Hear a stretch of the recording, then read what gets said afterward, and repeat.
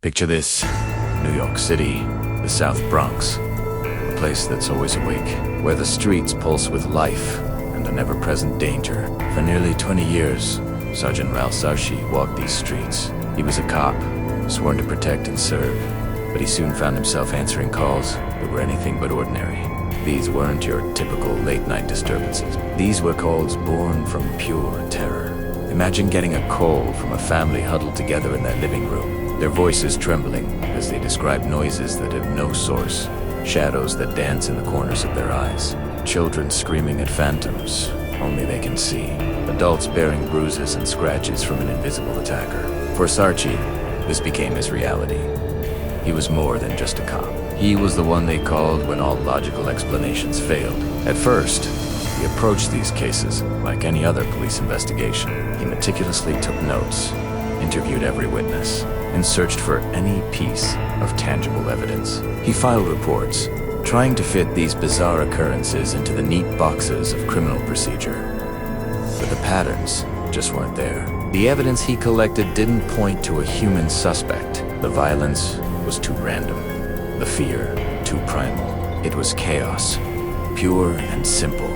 The more he dug, the deeper he went into a world that defied everything he knew about law and order. This is where his story takes a turn. Realizing his badge and his training weren't enough, Sarchie sought help from an unlikely source.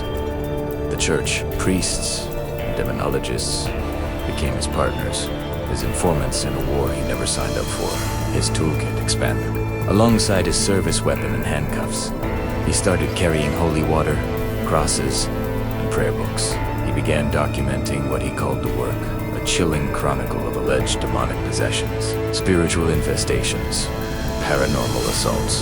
He was bridging the gap between the world of law enforcement and the realm of the supernatural. He was a cop, fighting a battle on two fronts.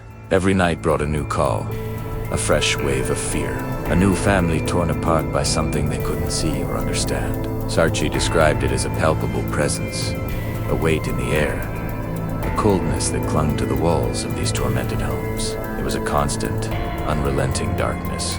But he didn't back down. He faced it head-on, with a cop's courage and a newfound faith. He followed the trail of darkness wherever it led, into the deepest corners of human suffering and fear. Sarchie learned a powerful lesson on those haunted streets. He realized that the fear people felt was real, even if the source was something science couldn't measure. And he learned that some battles can't be won with force. They require something more, something deeper.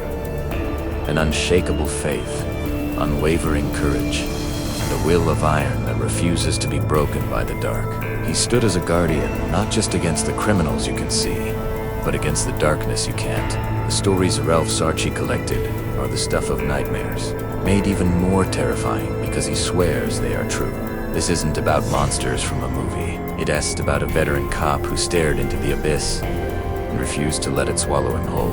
His work reminds us that sometimes the most frightening things aren't lurking in the shadows of a dark alley, but in the unseen world that exists just beyond our perception. The streets of the Bronx hold many secrets, and the stories are far from over, waiting for the next brave soul to answer the call. Thanks for watching. Don't forget to like, comment, and subscribe for more stories like this. See you next time.